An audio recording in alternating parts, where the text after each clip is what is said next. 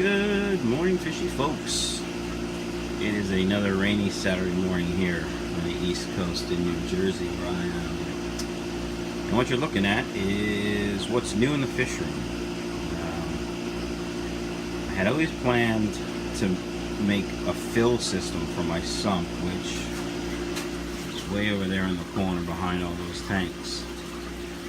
And my plan originally was to tap into that PEX, go across the ceiling and down. If anybody knows anything about PEX, there's two kind of connectors. One you need a special tool for, the other one, which are these push connectors. Shark tooth, I think they're called. They're pretty expensive. Like one of those tees is like 15 bucks or something, maybe $10. But I had, so that's what I had planned to do.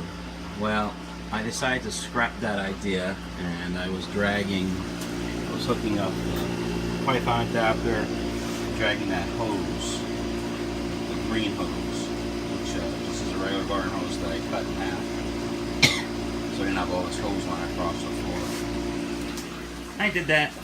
I also used it for, gravel vacs or bottom of the tank vacs, since most of my tanks are bare. But it became kind of a pain in the butt, and since PVC is pretty cheap and easy to work with, what I decided to do was make a drain and fill system using the same pipe from my sump to my sink, using PVC. So this is the drain, as you can see it goes right into the sink, and this is the fill, which has a hose on the end of it, which I can attach right to the sink or attach to the Python adapter for whatever reason. So if you follow the 3/4 inch PVC, it goes up and over and comes over here and goes all the way over here and then comes down.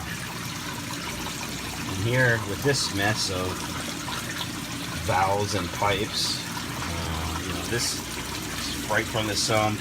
There's a union here, so if I have to replace the sump or do maintenance, I can just take it apart, not a big deal.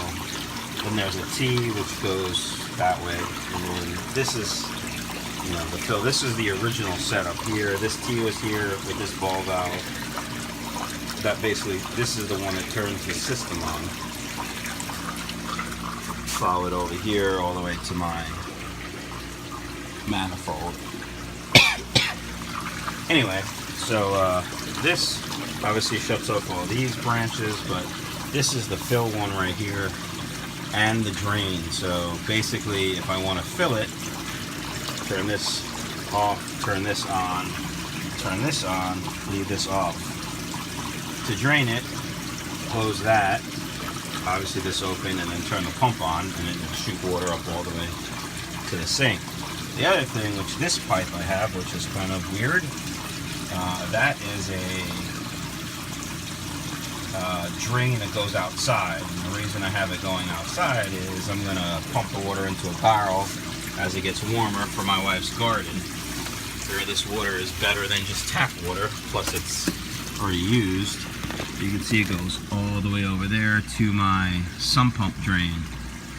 Now, the only problem that I have right now is the sump pump will pump the water up and out, and my pump will pump the water up and out, but the sump pump will also pump water into this pipe. Now you can see that, I don't know if you can see it, but you can see where I have 2 couplers and about a 8 or 9 inch piece of pipe in there. I did have a 3/4 one-way valve for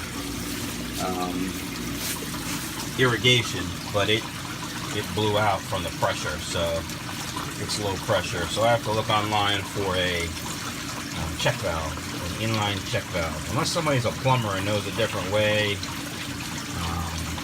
But a 3/4 inch check valve is pretty hard to come by, at least by Lowe's and Home Depot.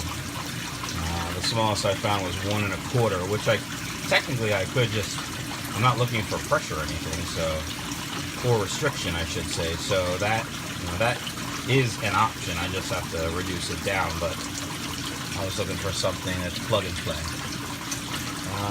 So that's what's new in the fish room.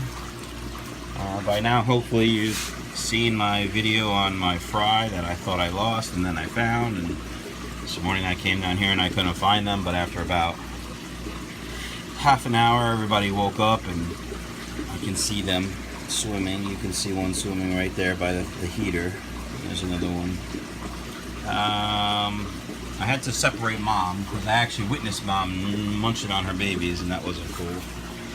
In the red guppy tank, we have, I don't know, 50 fry from the last couple days. I like this community setting. I learned it from Corey from Aquarium Co-op, but it, you know, just put a ton of plants in places for the fry to hide, and after a couple days, they're big enough where they can get away, and Mom and Dad and all the other adult guppies won't eat them. So all it is a Anacharis and some Java moss in there. But Anacharis grows like weeds for me. It probably grows for weeds for everyone. Two other new things in the fish room, I think. One, my dehumidifier is up on blocks now, so it just drains right into the sump, so I don't have to drain that tank every day. And baby brine shrimp hatchery. It's my third attempt. Not sure if this one's gonna work. I thought I had that light, which was also the heater, dialed in, and I come down this morning before the timer kicks the lights on and the light was off, and the brine ship was at 69 degrees, which is, you know, like 12 degrees less than it should be. So I don't know if it's gonna hatch. I'm hoping they hatch. It just takes longer.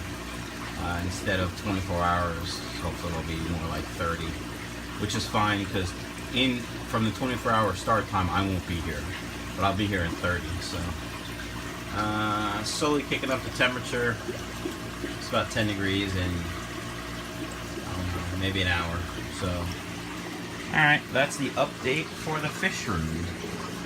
We will close with my angels eating a Saratab.